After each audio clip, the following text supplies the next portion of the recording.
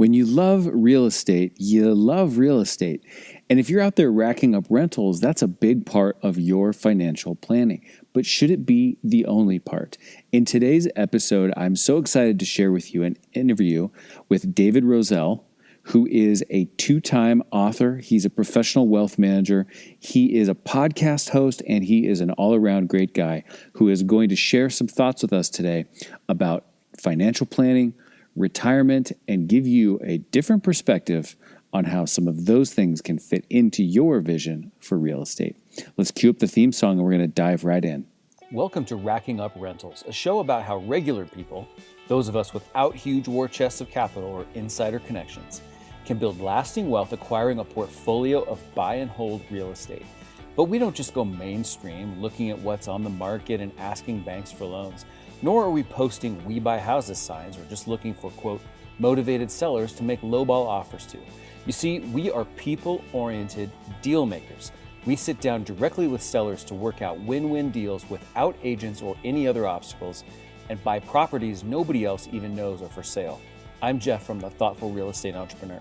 If you're the kind of real estate investor who wants long-term wealth, not get-rich-quick gimmicks or pictures of yourself holding fat checks on social media, this show is for you.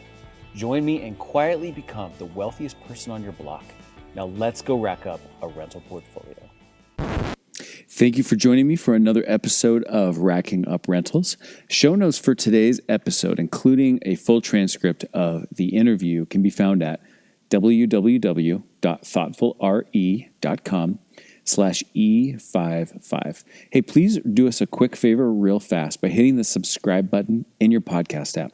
It'll make sure that you know exactly when the next episodes are coming out, and it also helps send a message back to the platform that people like you and I are enjoying this show, so that those platforms tell other people how to find us. Onward with today's episode.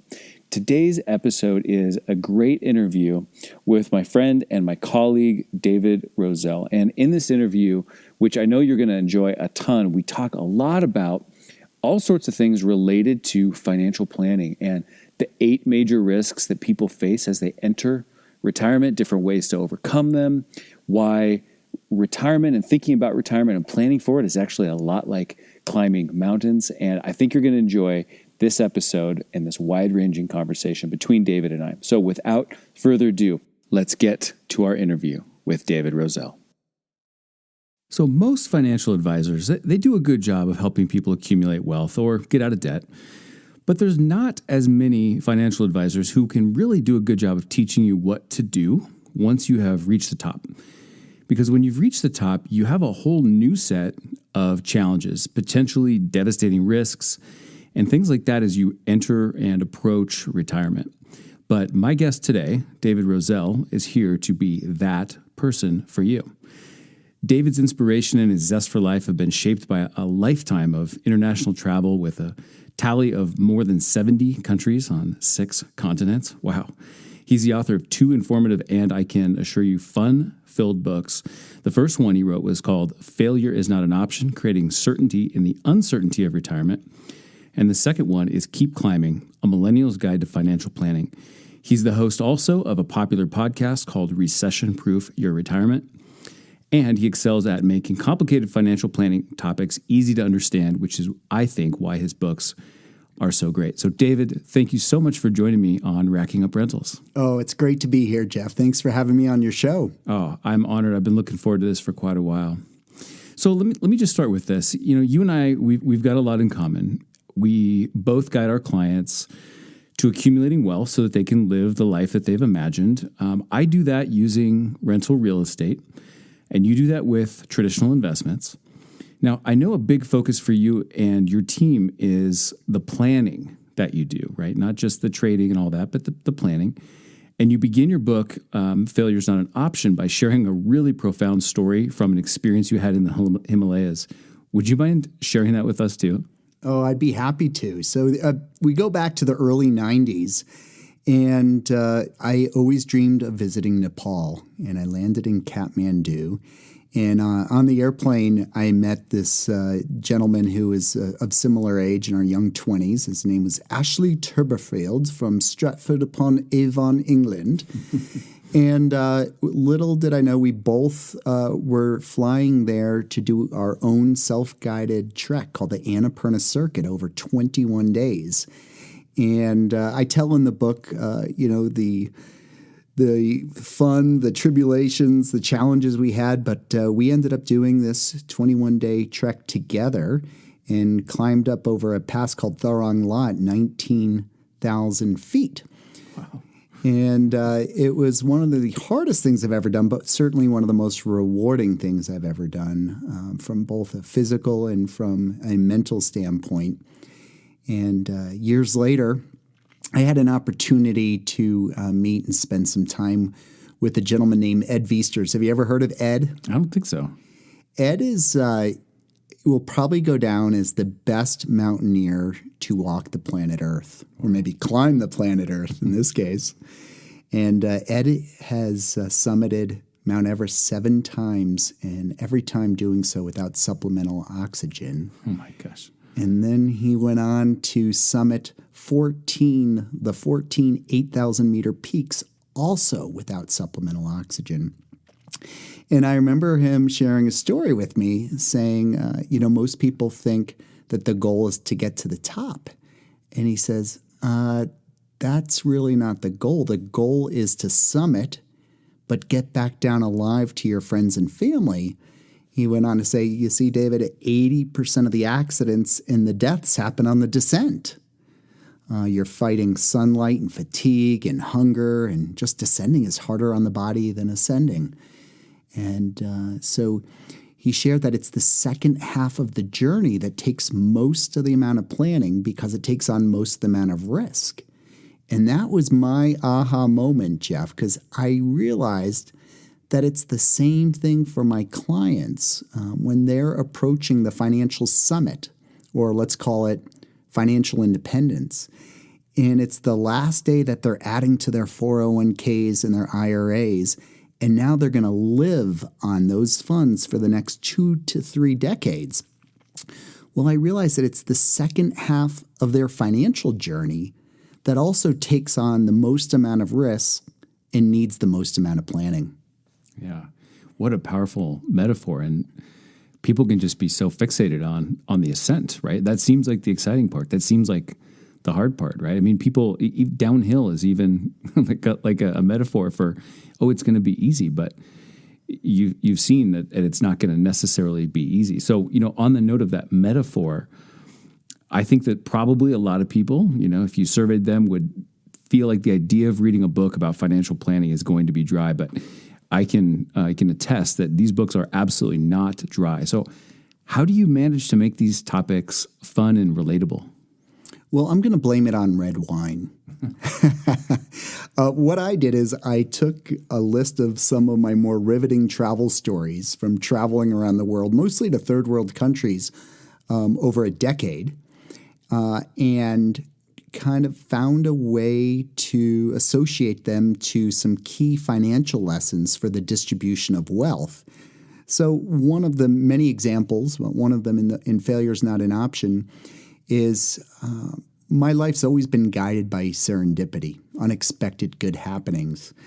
And in 1989, November 13th, a very big event happened. And I just serendipitously was there for it. It was the falling of the Berlin Wall. Wow. And in the 1980s, growing up, going to school, the number one fear for children was the fear of a nuclear holocaust. And we learned about the Cold War. And we'll never forget when Ronald Reagan said, "Mr. Gorbachev, tear down this wall." And really never in our lifetime did we ever see the Iron Curtain falling, and certainly the Berlin Wall. And I share the details of being in Berlin, which has to be the biggest party that the world has ever experienced. But really the impossible became a reality. So after sharing all these really amazing and fun details of being there for that experience, I then say, who would have thought 20 years later the impossible would become a reality again when the financial walls came tumbling down, and how the largest financial firms in every sector either declared bankruptcy or no longer exist. And the type of planning that we do now since the Great Recession and that happened. Yeah. So most people would put a label on what you do by using the word retirement, right? That's the word that we relate to a lot. But yet I've heard you say that it's not even your favorite word. Can you tell us a little bit about why does that not feel like, maybe it's the most common word, but doesn't feel like the right word for you? Yeah, interestingly enough, the word retirement comes from the Latin word retire, which means to end. No one wants to end when they enter their years of financial independence. And the reason why I think it took on this name is our grandparents and great-grandparents would, generally speaking, work for the same company their entire careers.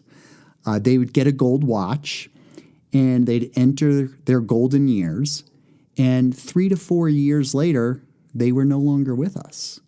And Social Security, or as I like to call it, social insecurity, was there to help supplement their 3 to 4 year retirement.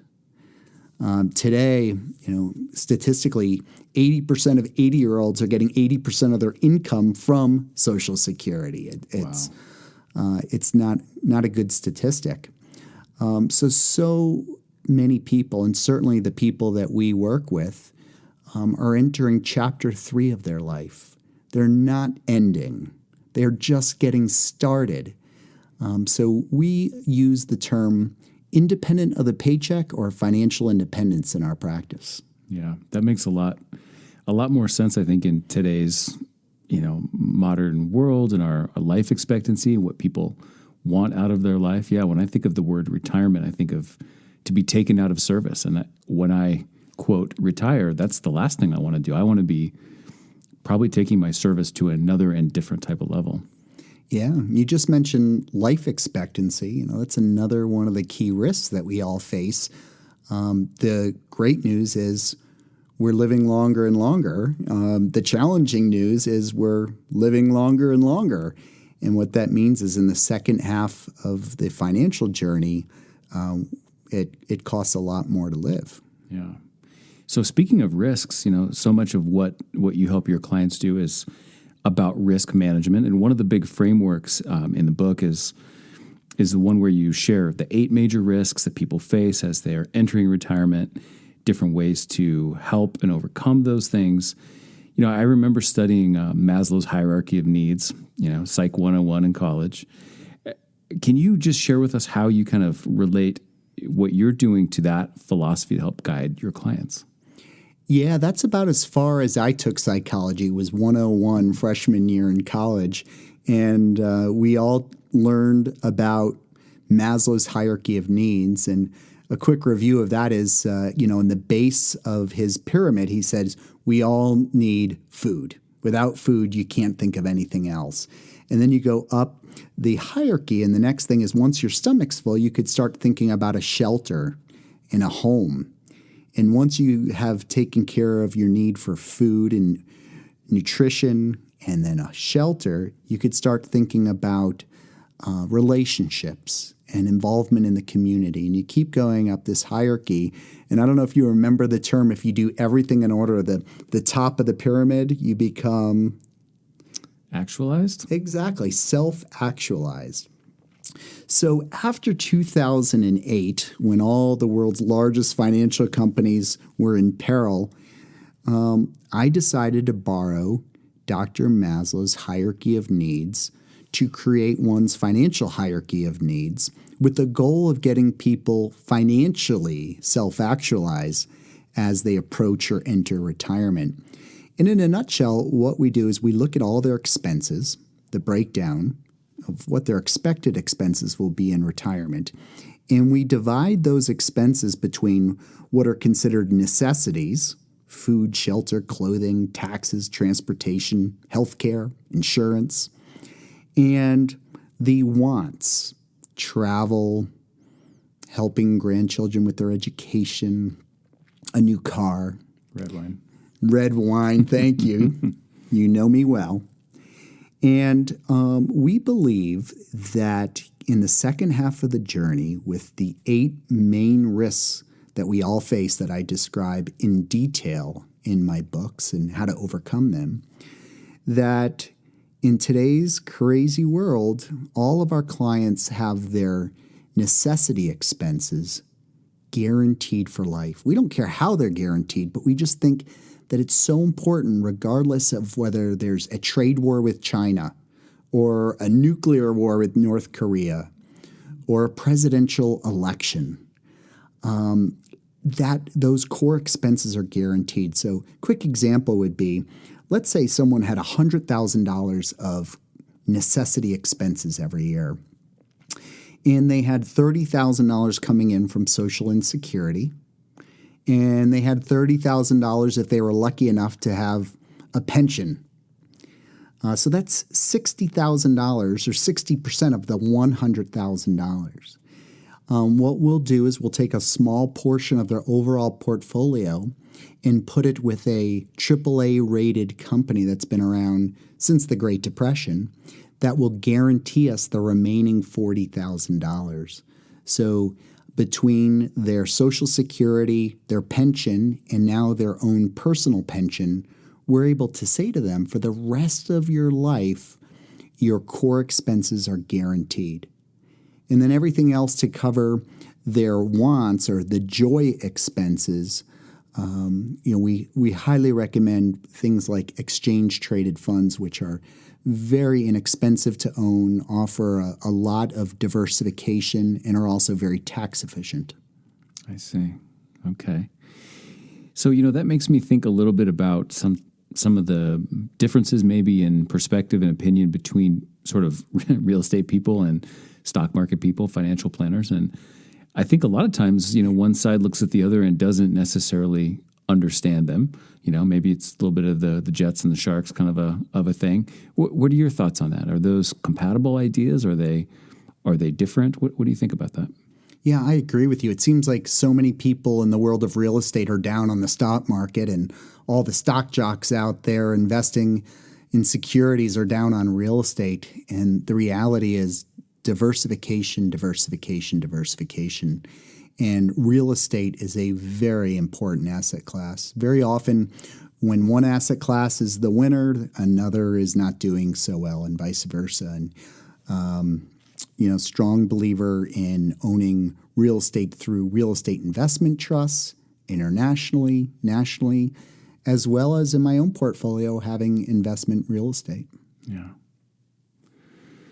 So, you mentioned a little bit ago an election, right? So we've just had an election that we think it's over. Who knows for sure really anymore these days? No, yeah. But that's another that's a different episode. But when things like elections come along, everybody likes to pull their trusty crystal ball out of their back pocket and make some good predictions. And I know that you had a whole episode recently of your show, right? That you were kind of talking about what might happen, or different thoughts about what people think might happen with this outcome or that outcome. So what are your thoughts kind of on what we might expect? Well, I'd like to start off answering that question by telling you what most people expect. Leading up to the election, months before, I would hear clients talk. I'd hear it on the streets. Things from, whoa, if there's a blue wave and Biden wins, I am out of the markets. The markets are going to tank. And then other people say, if the incumbent were to stay in office, we're going to have this COVID wave and the markets are going to tank. And the answer is the markets can care less which party has the presidency. Historically, Americans have always wanted checks and balances. They always want one party be running the presidency and a split Congress. Historically, we've gone back and looked, especially with the help of J.P. Morgan, who's done extensive research on this, and it shows every combination of what party's in office for the presidency and whether it's the opposite party, the same party, or split for the Congress. And and the research shows that it almost doesn't matter. Interestingly enough, the highest returns have come when you've had a Democratic president and a split Congress. It's averaged 16% per year. Just earlier today in my office, I heard a client talking about his next door neighbor who got out of the market altogether the day that Biden specifically won. And of course, or interestingly enough, I should say, the markets continue to hit an all-time high, and the Dow broke 30,000 points today. Wow. I think it's best to just take the emotion out of investing and never bet everything on just because one party or the other is going to be running the presidency. Yeah. I was going to ask you about emotion next, and I think this is definitely one of these things that real estate and traditional investments have in common is that it's easy to let emotion, affect how you might make decisions. And from what I've seen, you've got a lot of good ways of helping your clients, avoid the traps that might come with that. So do you have any tips you could provide for people to make sure that they're thinking with their head appropriately?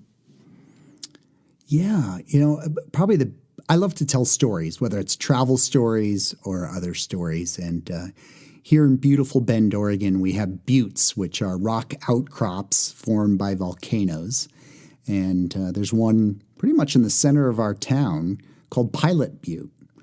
And there's this access road that people walk up or even drive up. And visualize a cute boy with his baseball cap on backwards, and he's walking up this access road, and while he's walking up, he has a yo-yo. And the yo-yo represents the stock market or the real estate market, let's say. And the yo-yo falls down, and people lose sleep. And then immediately the yo-yo retracts and goes up, and people are elated. It immediately drops again, and people's stomachs are churning. But we try and teach people to focus not on the yo-yo, but the boy carrying the yo-yo, because they get to the pinnacle of the butte overlooking our beautiful city of Bend at exactly the same time. But if you focus on the yo-yo, you're going to have a coronary. And so at the end of the day, what I like to preach is that it's not timing the markets. It's time in the markets. Mm-hmm. Gosh, that makes perfect sense, and is so well aligned with how we think here on this podcast and this group of people about having a much longer term perspective. And of course, there are people and strategies and ways to get involved with real estate as well as the equities markets and stock market and whatnot that are very short term, but that's a completely different game, right? I mean, it's just apples and oranges. Is that right? Yeah, absolutely. I mean, when we take a historical perspective, we know that there's never been a down real estate market. There's never been a down stock market that hasn't rebounded to hit an all-time high. In Failure's Not an Option, I tell a story about a person that entered my office wanting to work with us, and they were so elated because they got out of the market at the market height. And then the markets, the S&P, lost over 50%. And they were all excited that they sold out at the height.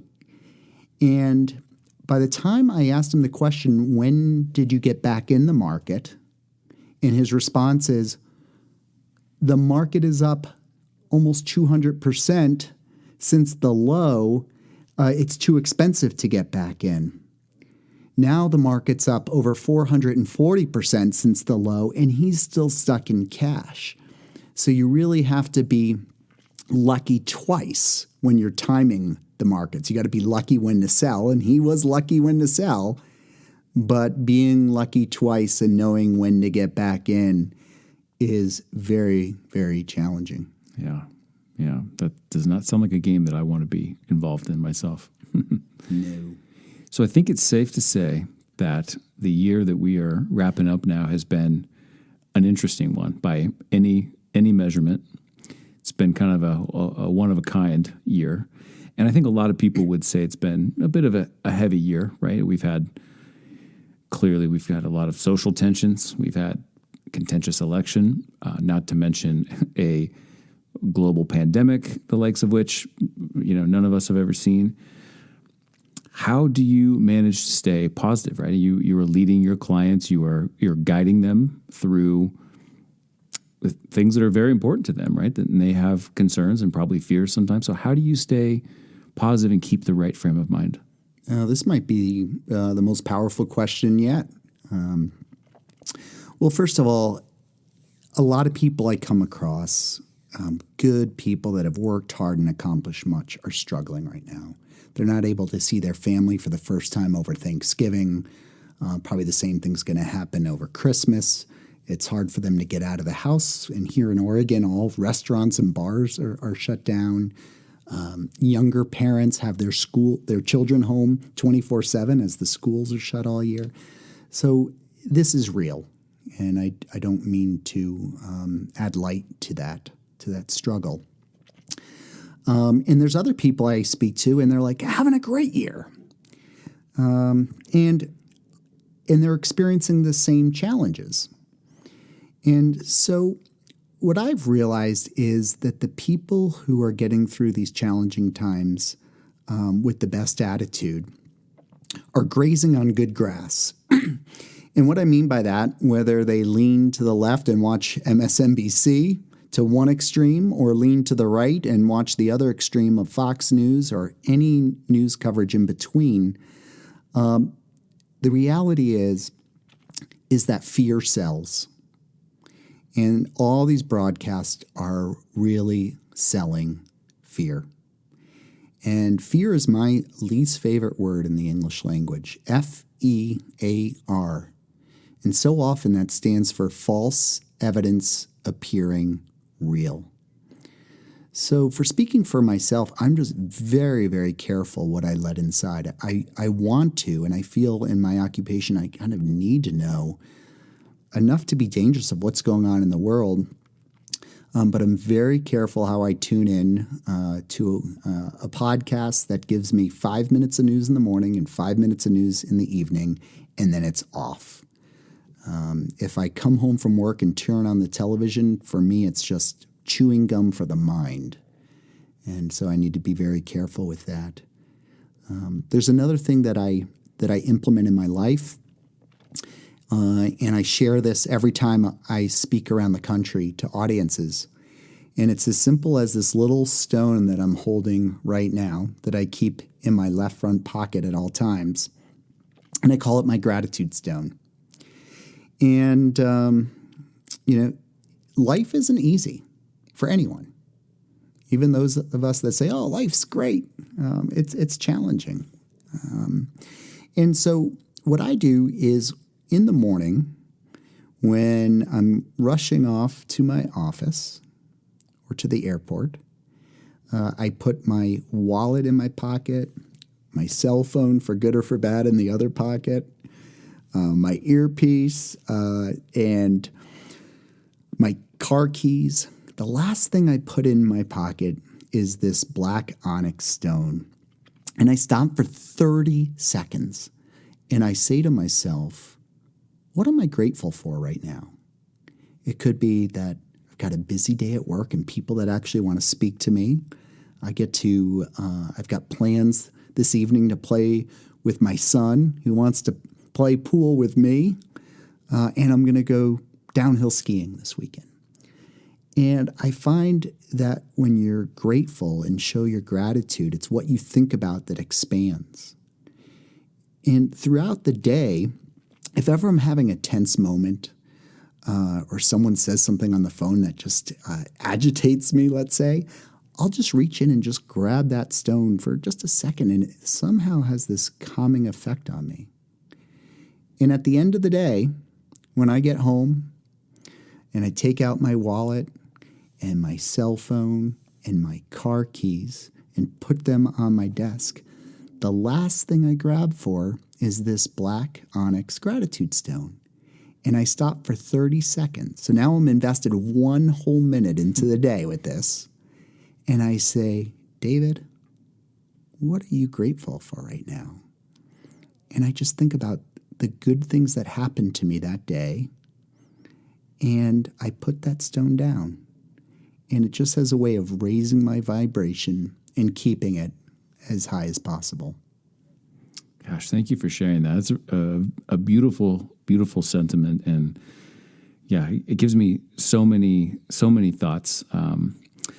But, as you know, and where you and I first met, Strategic Coach, one of the things they tell us is to not be focused on the difference between where we are and where we want to be, but instead to be focused on looking at where we are in relation to where we've come. And I think that stone and what it represents and the gratitude and everything is really a powerful way to remind ourselves that on our journey, there are places we want to go, and that's fine and that's great, but we've got so much to be thankful for exactly where we are. We need to acknowledge how far we've come, and that, I've got a mentor who often reminds me that the pleasure of being out in the arena of life and investing, whether it's real estate or stocks or anything, it's an honor. And sometimes it feels stressful and we let it get stressful or get us down. But this is living, and that there are people who don't get the opportunity to think about these things, and that it's a growth opportunity. And there's so much to be grateful for, even in the journey when it seems difficult. You bring up a great point. It got me thinking that you're a coach and mentor to so many in the world of real estate. I'm a coach and mentor to those in the retirement space. And yet you and I have 2 amazing coaches. The famous Dan Sullivan, who is just an amazing human being, and also Adrian Duffy. Yeah. And I remember once someone saying, "You have a coach? What do you mean you have a coach?" And my response was, at the time, Tiger Woods was the best golfer in the world. And I said, he has 2 coaches. And so I just think the power of mentorship and being coached, and we can all learn more. And I just think it's hard to get through this world without some guidance. I absolutely agree. So I know there's going to be a lot of people who are going to want to figure out where they can learn more about you and your work and find failure's not an option and all that stuff. So where is the best place for people to go to learn more about you and what you do? Oh, thanks for asking. There's 2 sites. One's davidrosell.com, Rosell, which talks about the books and the speaking and all of that. And then my financial website is RozelleWealthManagement.com, all spelled out, Rosell. And, of course, books are available at Barnes & Noble and Amazon.com, as well as local bookstores here in Oregon. Fantastic. Well, thank you so much for taking time to share your perspective with us at Racking Up Rentals. I so appreciate it. Thanks for having me, Jeff. Well, I hope you enjoyed that interview as much as I enjoyed conducting it. David is not only a wealth of knowledge, but he's just a great teacher, and he has got such a nice, easy, understandable way of conveying and explaining important concepts so that we can really wrap our heads around them. I am so grateful that you chose to join us for another episode of Racking Up Rentals. Again, show notes for this episode, including a full transcript of the interview, are at www.thoughtfulre.com/E55. Please do us a big favor by hitting the subscribe button in your podcast app, and please just take a second to rate and review the show. It'd be so appreciated. Did you know we also have a Facebook group for thoughtful real estate entrepreneurs as well? It's called the Rental Portfolio Wealth Builders Group, and we would love to have you join us over there. Just go to group.thoughtfulre.com, and it will redirect you right to the page where you can hit the join button. If you like this episode, please take a screenshot of it. Post that screenshot to Instagram and tag us at Thoughtful Real Estate. I will see you in the next episode. And until then, this is Jeff from the Thoughtful Real Estate Entrepreneur signing off. Thanks for listening to Racking Up Rentals, where we build long-term wealth by being win-win deal makers. Remember, solve the person to unlock the deal and solve the financing to unlock the profits.